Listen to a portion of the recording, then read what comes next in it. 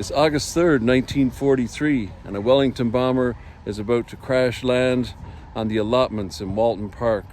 I wanted to do an update to this video because since we made it a few years ago, there's been a proper memorial placed here to the memory of the incident and the men that lost their lives that night.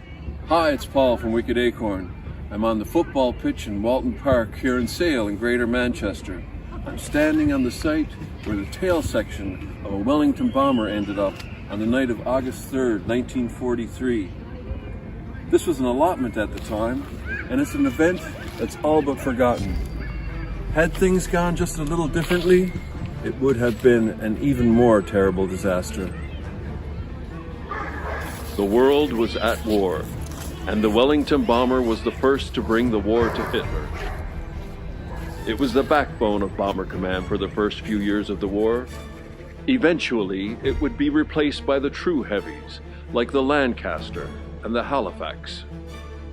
But then it took another significant role as a crew trainer. Many bomber crews, regardless of which type of aircraft they ended up in, first flew together as a unit in Wellingtons. The Wellington was affectionately nicknamed the Wimpy by those who flew them, named after a popular cartoon character, J. Wellington Wimpy, who had an insatiable appetite for hamburgers. The crew were based at Lichfield, near Birmingham, where they had just finished a training course. They were all Australians, with the exception of tail gunner Sergeant John Titch McCarthy from Ireland. The pilot was Flight Sergeant Freddy Matthews, co-pilot Flight Sergeant Eddie Newell, bomb aimer Sergeant Edward Thompson, also known as Claude or Snow on account of his blonde hair, wireless operator Keith Forbes, and middle gunner, pilot officer Clive Luther. They were originally due to go on a nickel raid over France. The early nighttime operations, known as nickel raids, were simply to drop propaganda leaflets over the German population. They gave the crews valuable experience in night flying. The nickel raid was called off at the last minute due to bad weather conditions over France. Instead, they were instructed to do a mock bombing raid with Blackpool Tower as the target. While flying over Manchester, their port engine cut out due to a failure of the oil retainer. Normally, the aircraft would have been able to continue back to base or possibly land at Ringway, 10 miles away. Then the starboard engine started to lose power. They lost radio contact with the base, and from the wireless operator's position, Keith Forbes watched the aircraft's altitude plummet to 1,000 feet. It had been at 13,000 feet, and the speed was down to 120 miles per hour. From that moment on, the aircraft was doomed.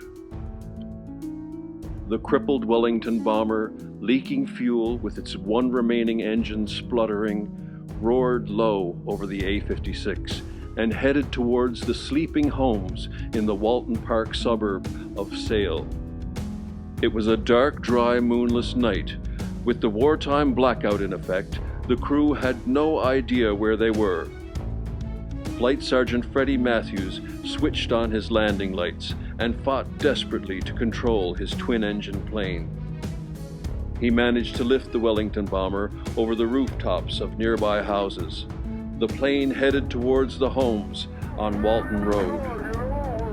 The undercarriage snagged the top of a tree and a telegraph pole and wires before clipping the chimney stack of 5 and 7 Walton Road. Then she belly-flopped onto the vegetable allotments just outside the back door of 31 Raglan Road. The front end of the Wellington burst into flames. Fortunately for all involved, the aircraft was not loaded with bombs, but the ammunition from its machine guns exploded like a fireworks display in all directions.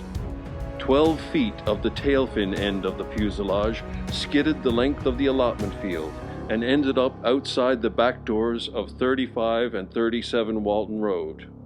2 of the airmen were thrown clear and the courageous people of Walton Park clamored into the wreckage to help the trapped and wounded crew. Being the bomb aimer, Claude would have been in the most vulnerable position for a crash landing, particularly on this occasion, as he was probably in bomb-laying position on the floor of the aircraft, helping to guide the pilot through the blacked-out conditions to a clear landing site. Sadly, Claude died in the ambulance on the way to Altrincham General Hospital.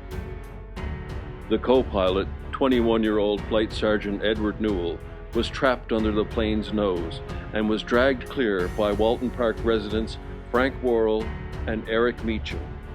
His first words were, "Where is Freddy? Have you got him out yet?" Freddy, Flight Sergeant Matthews, the 26-year-old pilot who had struggled so courageously to avoid the houses and crash land on the only open space for miles, died 6 hours later in Altrincham General Hospital. Charles Sutcliffe and his son were among the heroes that helped drag the crew from the inferno. "Bullets and cannon shells were exploding around us," recalled Charles Jr. Pilot Officer Clive Luther, the middle gunner, was taken to the Sutcliffe home, where Gladys Sutcliffe, a nurse and wife of Charles Jr., treated his head wound. Mary Sutcliffe, Gladys's mother, organized a house-to-house collection and took a parcel of cigarettes and drinks to the survivors in the hospital. Pilot Officer Luther kept in touch with the Sutcliffe family and spent some of his leaves with them, but was killed on a Pathfinder mission to Holland in December 1944. The Australian officially listed Mary Sutcliffe as one of his next of kin, and in August 1945, she received a letter of deep regret from the Royal Australian Air Force. Keith Forbes could not see outside from his position and remembered nothing until waking up in hospital, where he was treated for a broken leg, ankle, and wrist. Due to his injuries, he never saw active service again, which probably saved his life, as he was the only member of the crew to survive the rest of the war. Most of the tale was his to tell. Sergeant John Titch McCarthy, who had joined the flight at the last moment to complete his flying hours, suffered from burns and shock. Dorothy Stelfox, then 7, and her brother Andrew were in bed at 7 Walton Road when they heard a terrible crash above the bedroom. She recalls, "I remember hearing the spluttering engine and bricks from the chimney crashing on the roof of our outhouse. The house was full of soot, and we were all so frightened." Another disaster story of what-ifs. What if Freddy had hesitated for just a moment? There certainly would have been many civilian casualties. Apparently, this is a memorial to the crash that happened that night. So I came across this story as a result of a conversation on Facebook about this standing stone here. Well, it's not an ancient standing stone, or I don't think it is. I don't actually know the story of this standing stone, and apparently no one else does either, because someone surmised that it was a memorial to the aircraft crash in 1943, but of course it isn't. And George Cogswell set me straight on that, and of course he's since put up a memorial, proper memorial, to the aircraft that crashed that night.